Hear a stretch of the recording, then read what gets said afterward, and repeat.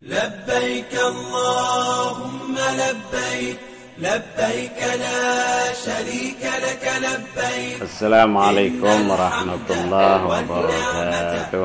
Waalaikumsalam warahmatullahi wabarakatuh. Judul pengajian kita malam ini adalah nusuk atau ibadah haji dan umroh. Namun sebelum kita lanjut membahas masalah ibadah haji dan umrah ini, kita semua mari ikut bertalbiyah. Mudah-mudahan kita semua dapat melaksanakan ibadah haji. Mari kita lanjut membicarakan tentang nusuk atau ilmu tentang ilmu haji dan umrah. Dan alhamdulillah pada saat ini semua jamaah kita, terutama yang ada di Lombok Barat maupun yang ada di kota Mataram, sedang bersiap-siap untuk berangkat melaksanakan ibadah haji, dengan harapan kita semua mudah-mudahan juga dapat bagian panggilan dari Allah SWT, dapat melaksanakan ibadah haji dan umrah. Nah, anak-anak sekalian, ilmu haji dan umrah itu ada 9 macam. Jadi kalau belum tahu yang 9 ini, berarti belum mempunyai namanya ilmu haji dan umrah. Yang pertama, ini secara garis besarnya aja, nanti kita rinci satu persatu, insya Allah bisa selesai, atau kita akan tunda lagi dengan pengajian berikutnya. Yang pertama yang harus diketahui oleh orang berhaji atau orang yang petugas haji, itu mungkin ada yang ditugaskan untuk membimbing haji, dia harus ketahui yang 9 macam ini. Yang pertama harus dia ketahui apa arti haji dan apa arti umroh. Itu.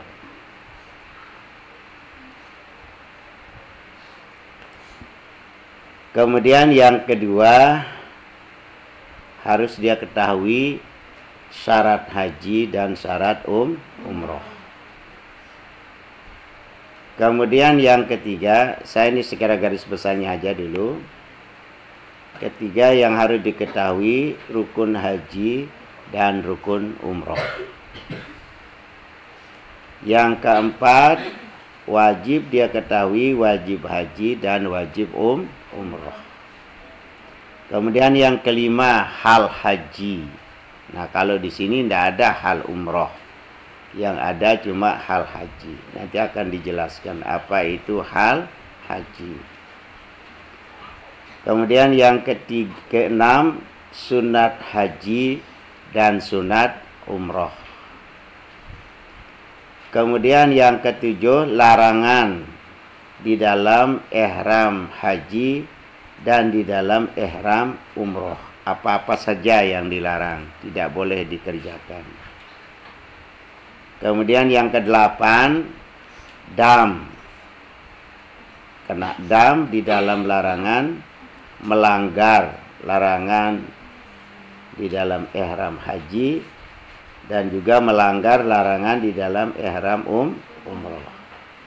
Kemudian yang kesembilan adalah ikhlas.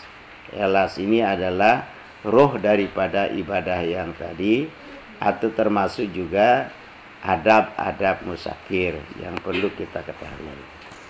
Nah, coba kita mulai dari yang pertama, apa itu arti haji dan apa itu arti umroh.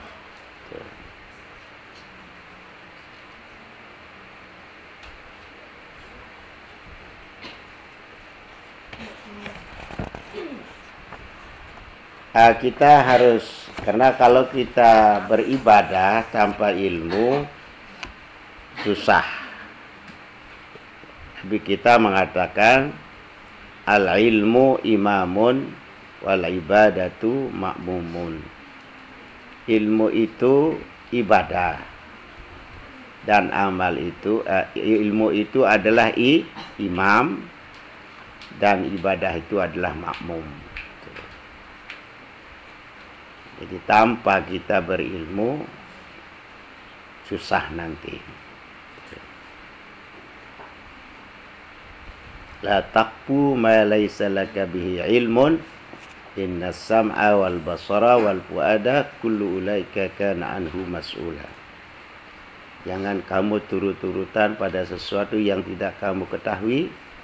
Inna sam'a, karena pendengaran, wal basara, dan penglihatan, wal fuada, dan hati. Kullu ulaika kana anhu mas'ula. Semua tadi, mata, pendengaran, dan hati akan diminta pertanggungjawabannya di hadapan Allah Subhanahu wa ta'ala.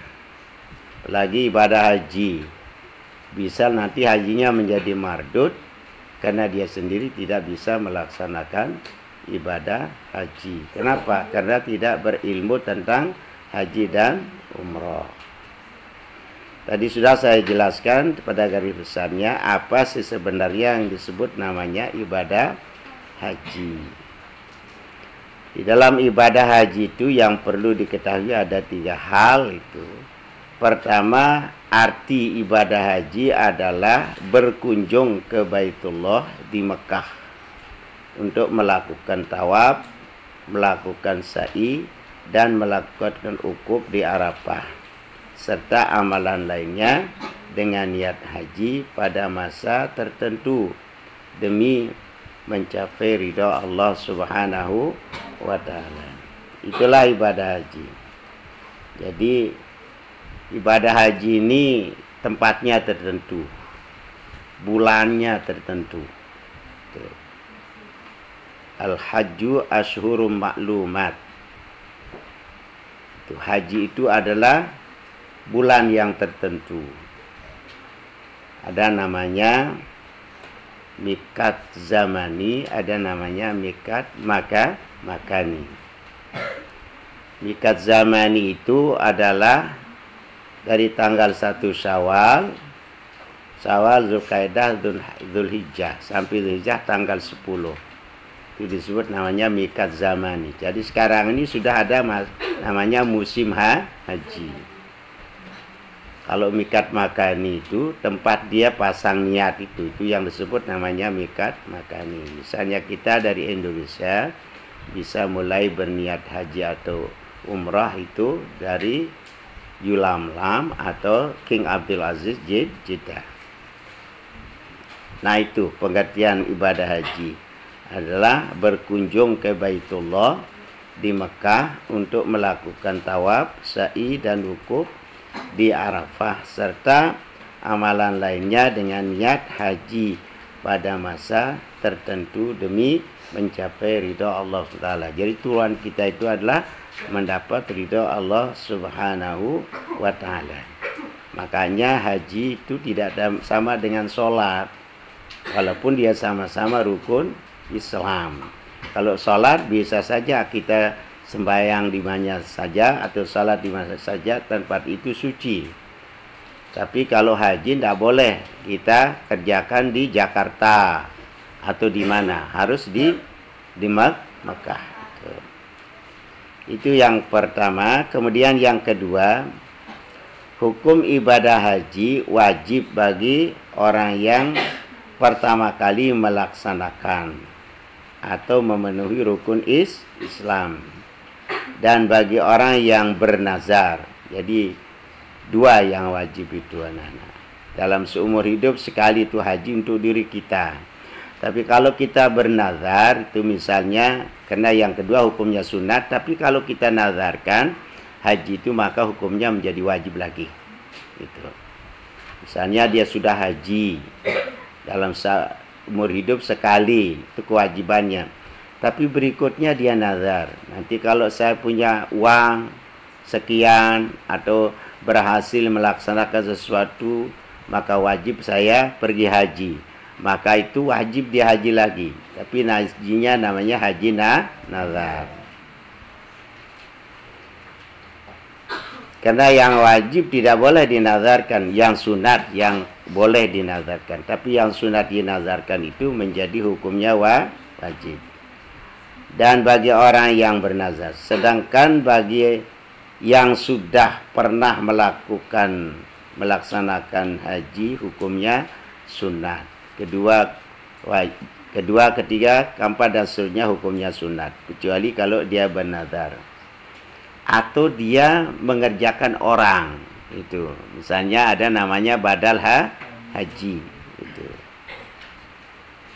Kemudian yang ketiga, waktu untuk mengerjakan ibadah haji dimulai sejak 1 Syawal hingga menjelang terbit fajar malam ke-10 Zulhijjah. Itu yang tadi disebut namanya miqat zamani.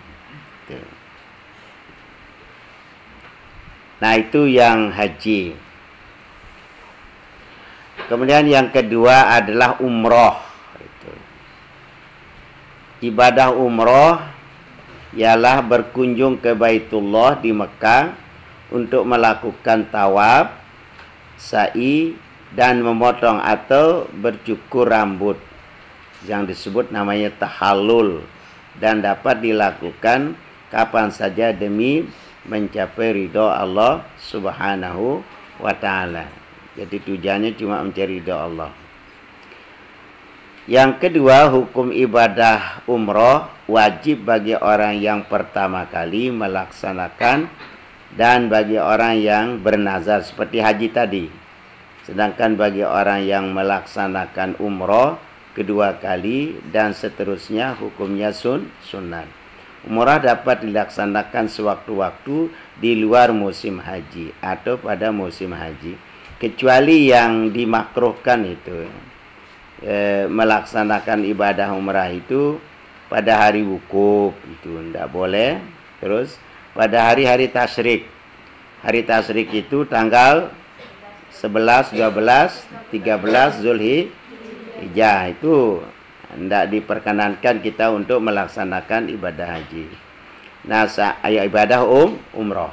Seandainya kata ada orang pakai nafar awal, itu anak-anak, nafar awal itu dia melontar jumrah tanggal 1 sampai tanggal 12 Zulhijjah. Itu disebut namanya nafar awal. Kan ada satu hari lagi, sisa hari tasyrik. Sebaiknya seandainya kata dia melaksanakan haji ifrad itu karena umrohnya di belakang itu, maka dia harus setelah tanggal 13 itu dia melaksanakan umroh itu yang mengerjakan haji ifrad itu. Ada mengatakan makruh. Kemudian yang ketiga yang perlu diketahui oleh orang ibadah haji itu namanya istita'ah. Di dalam Al-Quran mengatakan walillahi 'alan nasi hijjul baiti man istata'a ilaihi sabila. Karena Allah mewajibkan atas manusia 'alan nasi hijjul baiti, naik haji ke Baitullah, man istata'a ilaihi sabila, siapa yang mampu berjalan kepadanya. Apa yang dimaksud dengan istita'ah di sini mampu? Menurut pengertian umum ialah mampu. Sedangkan yang dimaksud istita'ah di sini ialah mampu melaksanakan ibadah haji ditinjau dari beberapa segi itu. Jadi istita'ah itu bukan satu, tapi ada segi-seginya. Di sini ada 4 segi. Mampu dalam arti jasmani. Gitu. Apa yang perlu diketahui dengan mampu atau istita'ah dan jasmani itu ada 3 itu. Yang pertama itu tidak terlalu tua. Gitu. Boleh tua, tapi tidak terlalu tua. Maksudnya apa? Agar tidak sulit melakukan ibadah haji atau dalam ibadah umroh. Itu satu. Kemudian yang kedua yang disebut mampu jasmani di sini tidak sakit lumpuh, gitu. Bisa berjalan. Gitu. Kemudian yang ketiga tidak dalam keadaan sakit yang diperkirakan lama untuk sembuhnya. Itu. Nah, ini dari istitoah dari segi jasmani. Gitu. Kemudian yang kedua, istitoah rohani. Dibutuhkan ada dua juga itu. Yang pertama memahami manasik haji atau umroh. Karena kita nanti akan bersifat mandiri dalam beribadah nanti di kota Mekah itu. Dan perlu diketahui di Mekah itu bukan satu mazhab, tapi beberapa mazhab. Sehingga jangan terjadi nanti apa yang dilaksanakan oleh orang di sana itu tidak sesuai dengan ilmu kita, jangan kita ikuti gitu. Jadi kita bawa ilmu kita sendiri gitu. Nah, inilah perlunya seorang yang sudah menjadi calon haji belajar manasikil haji itu dengan sebaik-baiknya kepada orang yang sudah pergi haji, ya. Itu. Jangan nanti belajar haji pada orang yang tidak pernah haji itu. Bagaimana nanti dia akan memberikan contoh praktik cara itu yang sebenarnya itu. Jadi dibutuhkan tempat kita belajar orang yang sudah pergi haji. Kemudian yang kedua, berakal sehat. Maksudnya tidak mengidap penyakit gangguan jiwa. Itu tidak boleh. Berarti rohaninya tidak mampu, tidak masuk di dalam istitoah rohani. Dan memiliki kesiapan mental untuk ibadah haji atau umroh dengan perjalanan yang jauh. Dia mampu naik pesawat, dia mampu naik kendaraan mobil. Karena nanti dari Arafah terus ke Muzdalifah, ke Mina, ke ke Mekah lagi itu kadang memakai bis itu. Bis itu lebih daripada kebiasaannya. Sampai di atap-atapnya dia naik gitu. Dan jalannya juga sangat pelan karena terlalu berdesak-desaan gitu. Kalau saya dulu waktu haji 92 itu jalan kaki saya itu. Jalan kaki dari Arafah, Muzdalifah, Mina dan sampai di Mekah lagi. Kurang lebih itu sekitar 17 kilo. Nah, ini yang kedua artinya istitoah rohani. Kemudian yang ketiga ada namanya istitoah ekonomi. Ini ada 3 itu.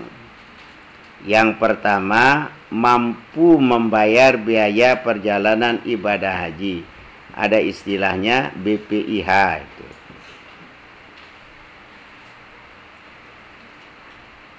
Ya, sekarang banyak yang katanya yang sudah nyetor itu karena dia tidak mampu untuk melunasi, maka dia mundur. Karena syarat istitoah itu mampu. Kemudian yang kedua, memiliki biaya hidup keluarga yang ditinggalkannya itu. Jadi nanti jangan sampai biaya haji itu dihabiskan itu untuk haji saja, sehingga untuk nafkah anak istrinya tidak ada. Itu. Misalnya ada sawahnya 1 petak aja dijual semuanya, itu lalu dipakai untuk haji. Itu. Pulang-pulang jadi kusir cikar, kan susah itu nanti. Itu. Betul mampu.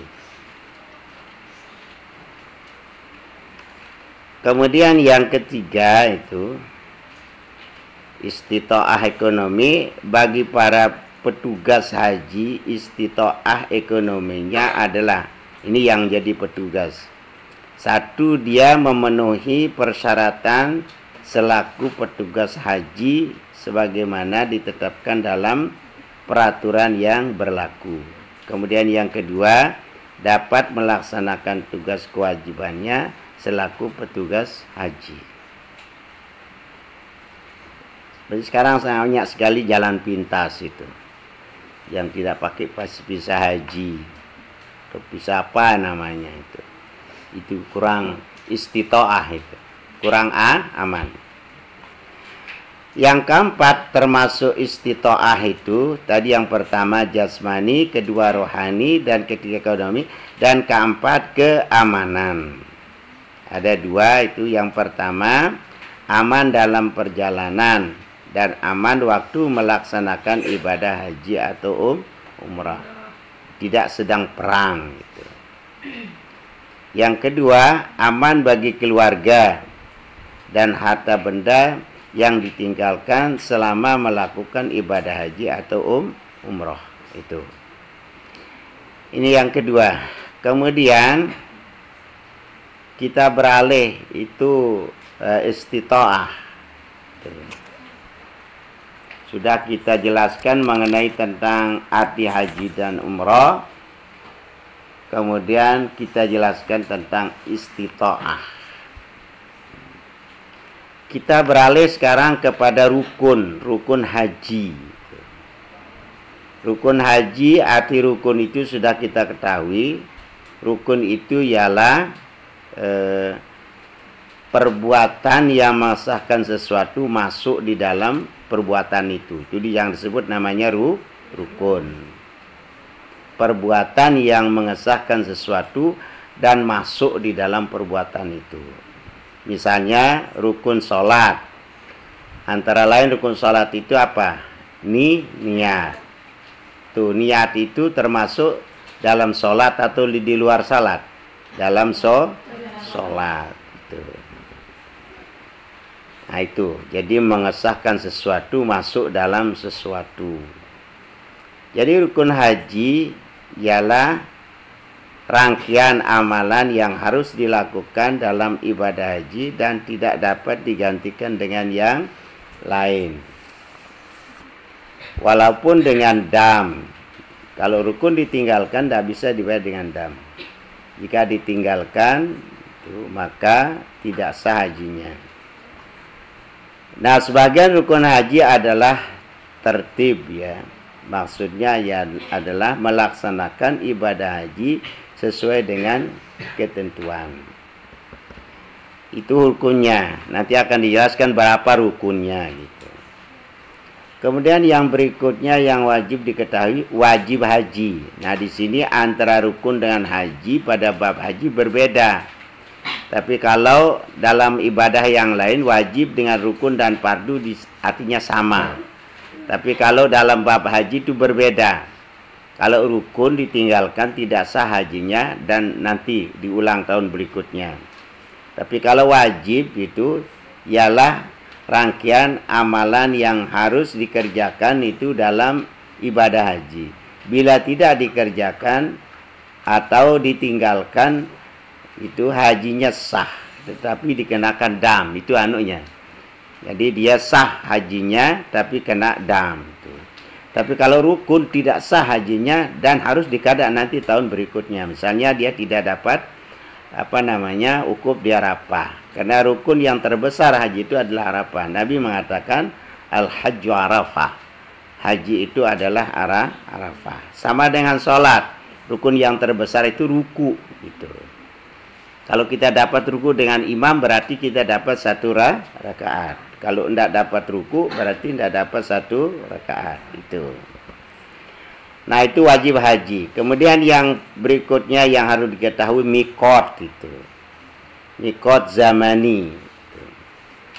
Kalau kita artikan mikot itu sebenarnya artinya waktu. Waktun waktani mikot. Itu jamak taksir dia itu. Satu waktu, dua waktu, dan beberapa waktu. Ada namanya mikat zamani. Mikat zamani ialah ketentuan batas waktu untuk mengerjakan haji, yaitu dari tanggal 1 Syawal sampai menjelang terbit fajar tanggal 10 Zulhijjah. Nah, kalau sudah Zulhijjah sudah tidak ada waktu lagi. Itu mikat zamani. Kemudian sudah mikat makani. Mikat makani ialah ketentuan batas tempat untuk melalui ihram haji atau umrah. Tempat kita pasang niat, itu mikat makani. Kemudian berikut yang perlu ketahui, ihram. Ihram ialah niat mulai mengerjakan haji atau umrah. Misalnya sekarang kalau kita hajinya haji ifrad gitu kan, terus mulai dari mikat zamaninya, misalnya kalau gelombang 2 di Indonesia itu langsung ke Mekah. Jadi gelombang pertama langsung ke Madinah. Kalau dia langsung ke Madinah, maka mikat makaninya di Bir Ali. Kalau dia langsung ke Mekah, maka mikat makani Yalamlam atau King Abdul Aziz Jeddah. Nah, niatnya itu yang disebut namanya ihram. Tempatnya itu disebut namanya mikot makani. Misalnya kalau haji niatnya nawaitu hajja wa ahramtu bihi lillahi ta'ala. Bagaimana? Nawaitul hajja wa ahramtu bihi lillahi ta'ala. Bagaimana? Nawaitul hajja wa ahramtu bihi lillahi ta'ala.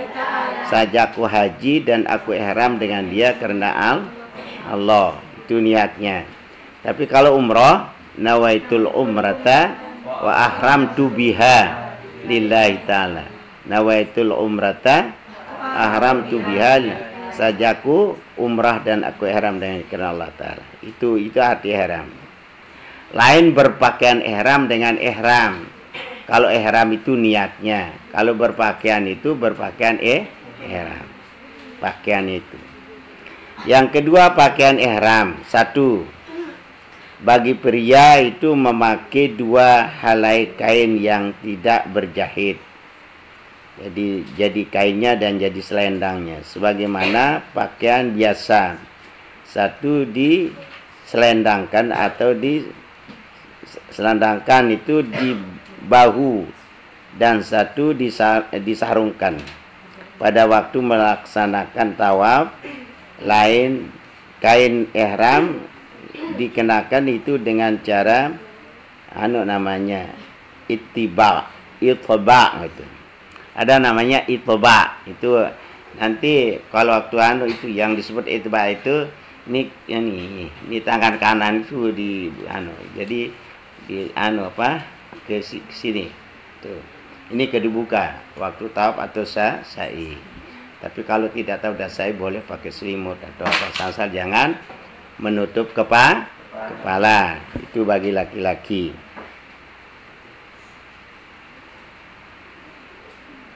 Disebut namanya apa? Itba. Yaitu dengan membuka bahu sebelah kanan dengan membiarkan bahu sebelah kiri tertutup kain ihram. Disunatkan yang berwarna putih. Tidak boleh memakai baju, tidak boleh memakai celana atau pakaian biasa. Diperbolehkan itu memakai ikat pinggang, boleh. Itu boleh. Tahu nama ikat pinggang anak-anak? Nah, apa itu? Boleh memakai jam tangan, boleh. Boleh memakai alas kaki yang tidak menutupi mata kaki. Ini bagi laki-laki ya. Dan ketika sholat, sunatnya itu dikerudungkan itu sehingga dada dan kedua pundaknya tertutup ya, jangan sampai menutup kepala ya. Kemudian yang kedua bagi wanita ini, ihram bagi wanita. Siapa tahu nanti tahun berikutnya pergi umrah paling tidak ya. Amin gitu. Yang kedua bagi wanita itu memakai pakaian yang menutup seluruh tubuh kecuali yang tidak boleh ditutup muka dan kedua telapak tangan. Ini tidak boleh, sama ini tidak boleh. Itu ya. pakai sarung tangan itu tidak boleh bagi perempuan. Boleh apa ya adanya seperti ini, boleh itu dia pakai, tapi jangan tutup muka dengan, dan juga jangan pakai sarung tangan. Itu yang bagi yang wanita. Kemudian sunat-sunatnya ya. Sunat sebelum ihram. Sebelum kita ihram ada hal yang sunat. Misalnya disebut namanya mandi ihram. Apa? Bisa niatnya? Nawaitu guslal ihrami sunnatal lillahi ta'ala. Bagaimana? Nawaitu guslal ihrami sunnatal lillahi ta'ala. Sajaku mandi ihram sunat karena Allah. Itu nanti bisa diajar bapaknya kalau anda bisa ya, kalau kebetulan pergi haji. Bagaimana? Nah itu satu. Itu.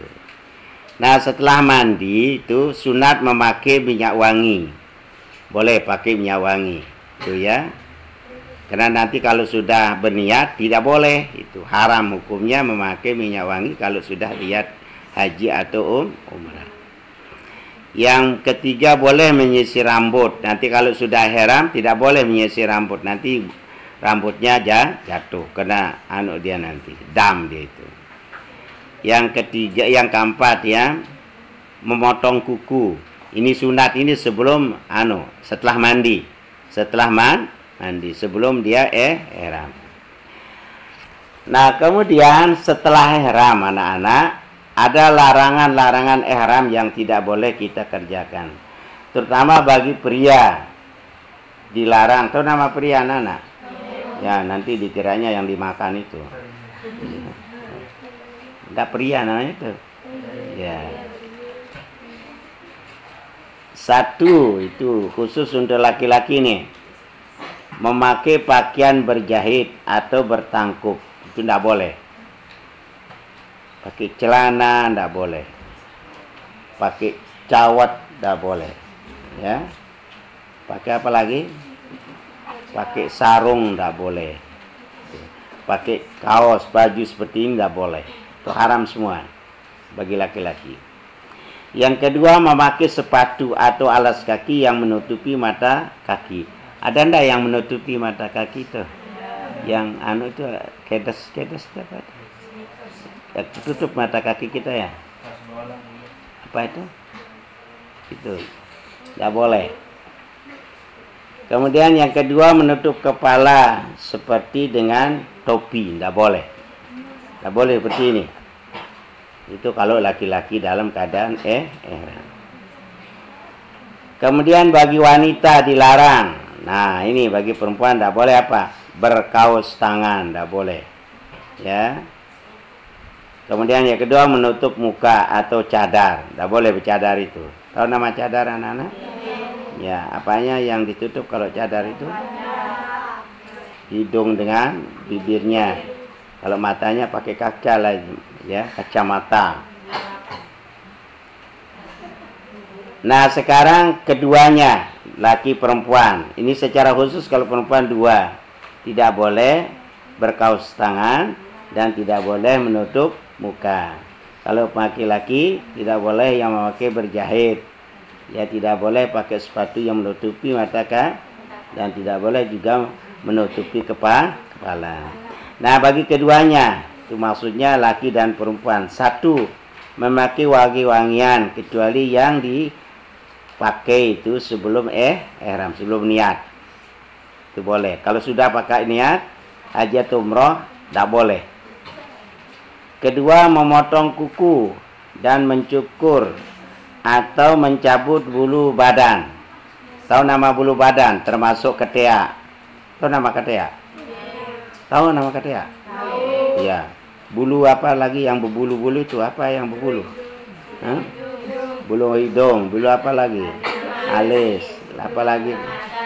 Mata. Bagi laki-laki apa? Kumis. Apa lagi? Jenggot. Apa lagi? Enggak tahu. Itu enggak boleh dicabut ya. Tuh. Ya, memotong kuku juga enggak boleh. dan mencukur atau mencabut bulu badan, apa saja yang pakai bulu tidak boleh dicabut. Ini setelah ihram. Ketiga, memburu atau mengganggu atau membunuh binatang dengan cara apapun, kecuali binatang yang membahayakan boleh dibunuh. Misalnya ada limpan itu atau teledu atau apa itu ya, yang mau menggigit kita boleh itu. Kemudian yang keempat, nikah tidak boleh. Kita tidak boleh nikah waktu dalam keadaan menikahkan tidak boleh, jadi wali tidak boleh. Atau meminang wanita untuk dinikahi, tidak boleh juga itu yang namanya pacaran-pacaran atau apa katanya itu meminta harapan apa itu sambil dalam ihram dia tari-tari orang, itu tidak boleh itu. Okay. Itu ingat itu. Kalau ada itu salah dia nanti itu. Tidak boleh.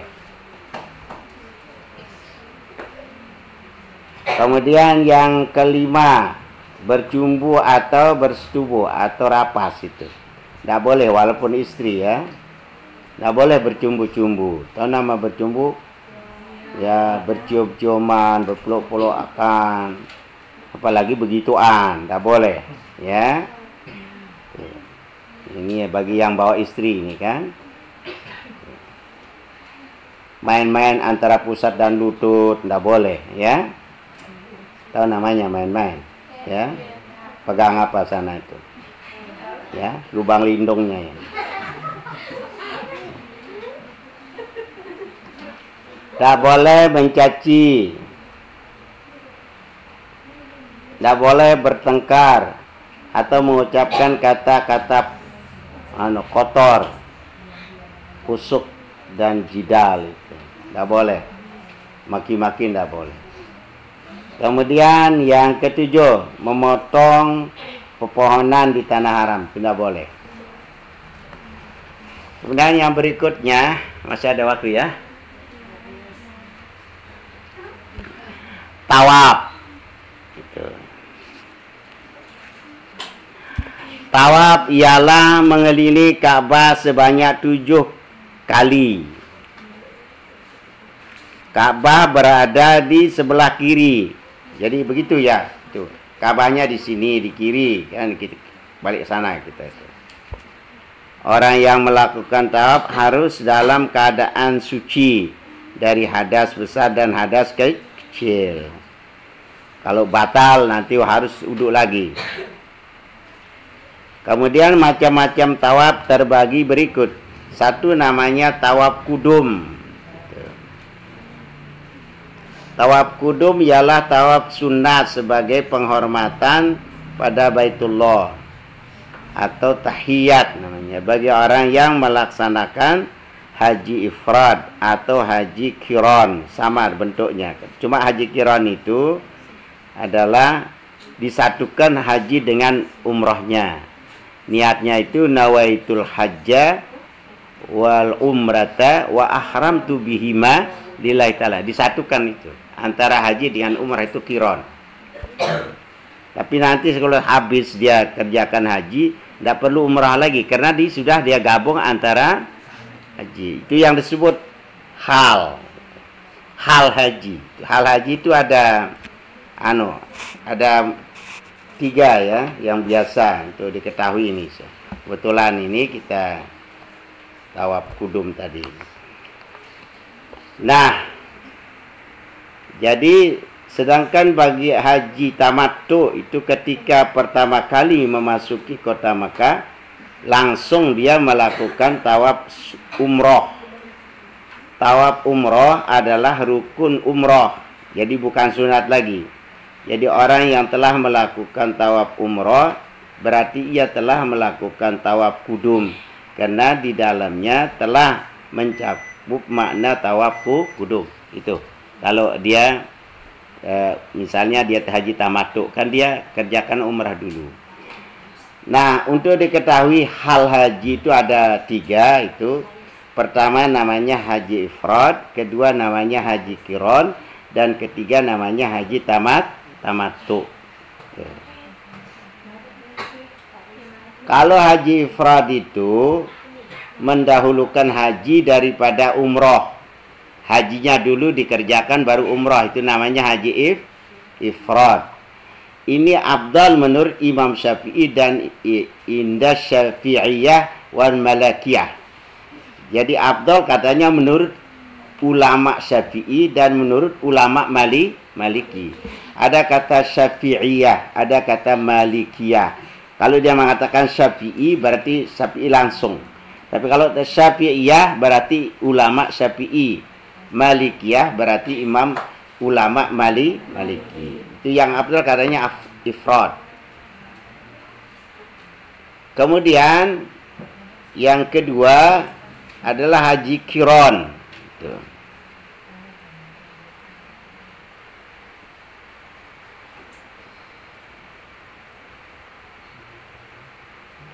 Haji qiran itu adalah menyatukan antara haji dengan umroh gitu. Misalnya dia itu niatnya nawaitul hajja wal umrata wa ahramtu bihima lillahi ta'ala. Nah, haji qiran ini afdal menurut Hanafiyah, menurut ulama Hanafi gitu. Kemudian yang berikutnya ada namanya haji tamattu. Haji tamattu ini mendahulukan umrah daripada haji.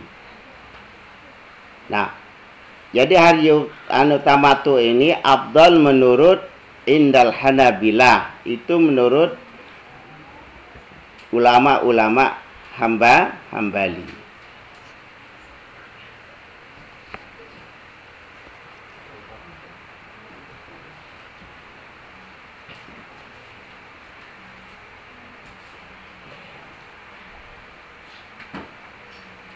Jadi tawaf kudum itu hanya sunat bagi orang yang haji ifrad dan sunat bagi orang yang haji qiran.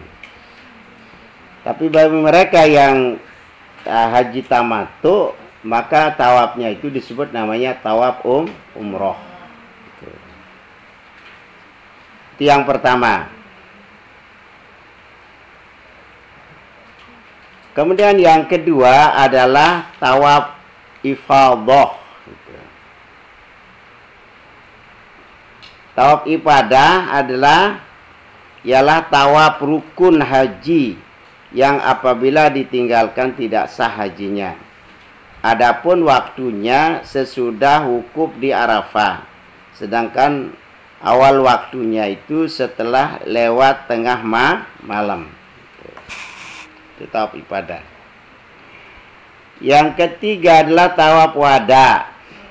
Tawaf wada ialah tawaf pamitan yang wajib dilakukan oleh seseorang yang akan meninggalkan kota Mekah. Dan tawaf wada tersebut tidak disertai dengan sa'i. Kemudian yang keempat ada namanya tawaf sunat. Tawaf sunat ialah tawaf yang dilakukan setiap saat tanpa pakaian ihram dan tanpa sa'i, serta bukan dalam rangkaian haji atau tidak termasuk juga umroh. Nah, cuma dia nanti kalau tawaf sunat ini dia harus berniat. Tapi kalau haji tamattu, haji qiran, haji ifrad, tidak perlu dia berniat tawaf karena sudah masuk di dalam niat ihram di miqat itu. Yang berikutnya adalah sa'i.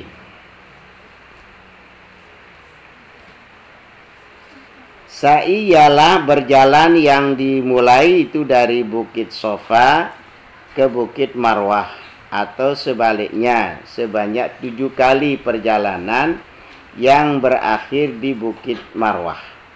Perjalanan dari Bukit Sofa ke Bukit Marwah dihitung 1 kali. Kemudian ada lari-lari kecil, itu sunat dilakukan bagi laki-laki, tapi kalau perempuan tidak. Ada nanti tandanya itu adalah pakai neon hijau itu di jalan sa'i itu. Nah, nanti kalau tempat sampai di neon yang hijau itu kita lari kecil itu bagi laki-laki. Nah, hijau sampai pilar hijau berikutnya, sampai pilarnya ada. Nah, bagi wanita tidak disunatkan berlari-lari kecil, cukup berjalan biasa. Orang sedang melakukan sa'i boleh dalam keadaan hadas besar atau hadas kecil. Itu boleh kalau sa'i. Karena dia di luar masjid tempatnya itu sa'i itu.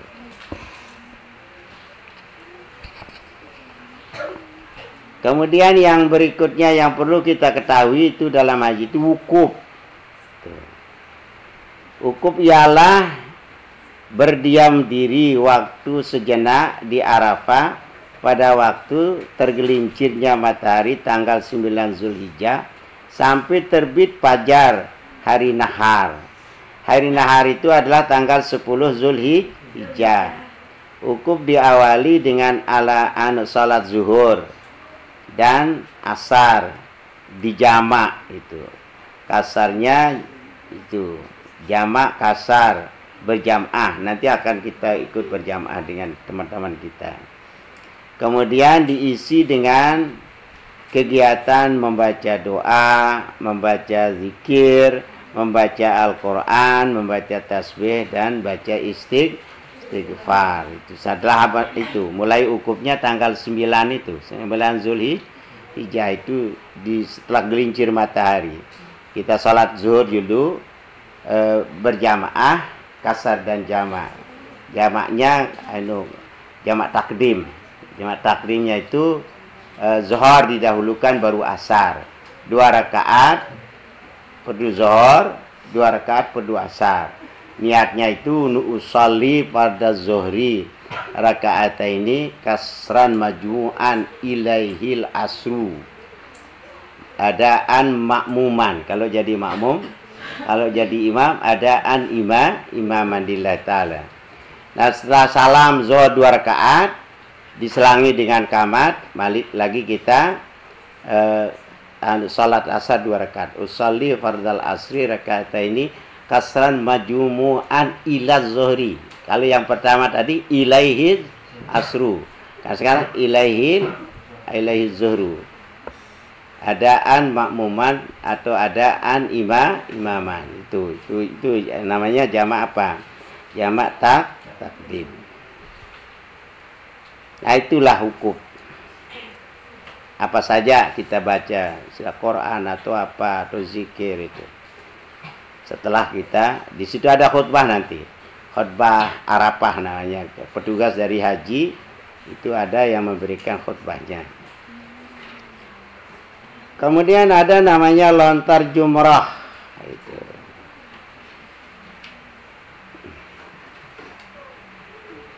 Atau masih ada waktunya? Ada waktu? Jam berapa? Tadi jam berapa mulainya? Hah? Jam 9 tepat itu. Kita berikutnya ini, wukuf sudah tadi ya. Mabit di Muzdalifah. Masih banyak hal itu. Insya Allah nanti kita lanjutkan malam Rabu akan datang kan. Mabit di Muzdalifah. Mabit di Muzdalifah ialah bermalam atau berhenti sejenak itu di Muzdalifah dengan berdoa atau berzikir sampai melewati tengah malam pada tanggal 10 Zulhijjah. Bagi yang datang ke Muzdalifah sebelum tenggelam matahari maka harus menunggu sampai lewat tengah malam. Jadi mabit bisa berhenti sejenak dalam kendaraan boleh atau turun dari kendaraan. Pada saat itu bisa dimanfaatkan mencari kerikil di sekitar tempat kendaraan berhenti untuk melontar jamarah di Mina. Itu bisa di situ. Tapi hati-hati itu. Kalau saya dulu jalan kaki, nah ada gunung-gunung itu, kita cari batu kerikil kecil-kecil itu, tapi harusnya itu ditekan itu nanti jangan tai kambing itu. Terus nanti batunya dibasuh itu. Untuk kita pakai nanti yang pertama untuk melontar jamarah. Yang berikutnya lontar jamarah. Lontar jamarah ialah melontar dengan batu kerikil pada jamarah atau marma atau dasar bawah tugu. Ada namanya Jumratul Ula, Wusqa dan Aqabah. Pada tanggal 10 Zulhijjah yang dilontar hanya Jumratul Aqabah sejak dengan 7 batu. Dengan 7 batu kerikil, bukan dengan batu 7 gitu. 7 kali itu satu-satu sampai 7 kali. Bismillahi Allahu Akbar. Bismillahi Allahu Akbar. Gitu caranya, bukan begitu. Ya. Bagaimana? Bismillahi Allahu Akbar itu 7 kali ya. Nah, itu tanggal 10-nya cuma 1. 7 kerikil ya. Pada tanggal 11, 12 dan 13 Zulhijjah melontar ketiganya jamrah masing-masing dengan 7 batu kerikil dan harus masuk ke dalam lubang marma itu.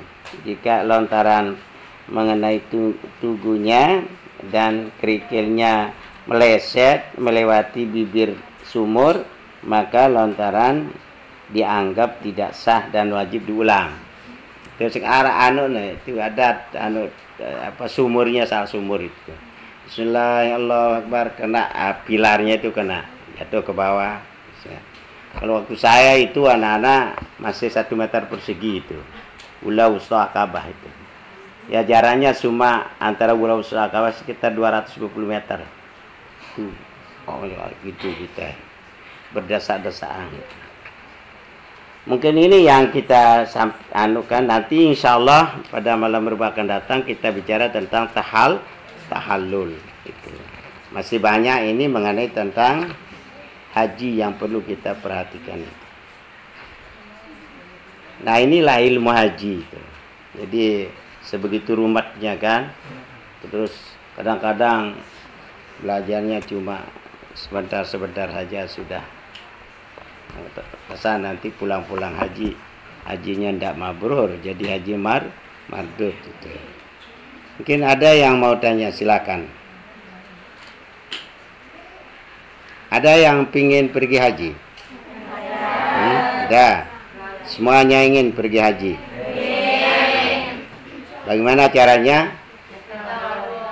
Berdoa dengan nyetor itu kan.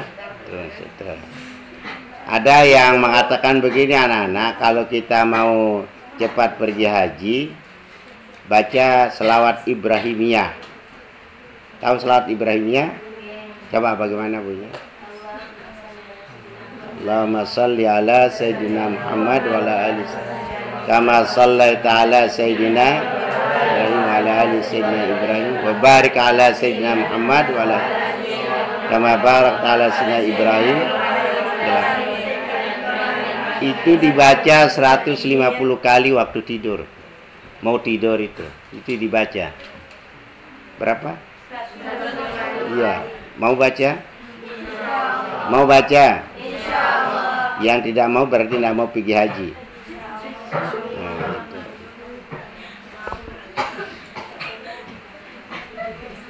Wow, kita lihat Ka'bah, kita tawaf di Ka'bah, luar biasa nikmatnya anak-anak.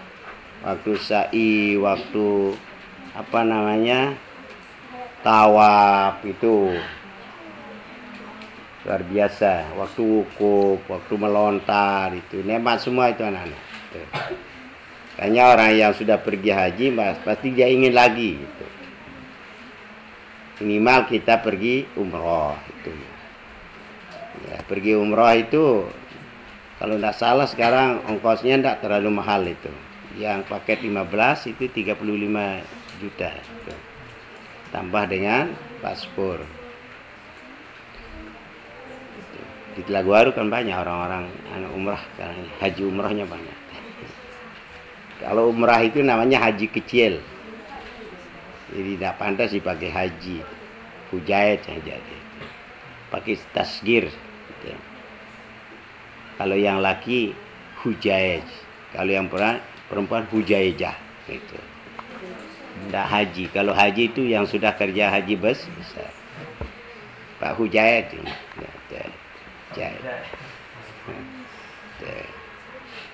Mungkin ini anak-anak yang dapat kita sampaikan. Mudah-mudahan nanti kita lanjut lagi. Ada waktu ya. Kalau tidak sibuk, biasa agak kesibukan aja nih. Gitu. Mari kita berdoa.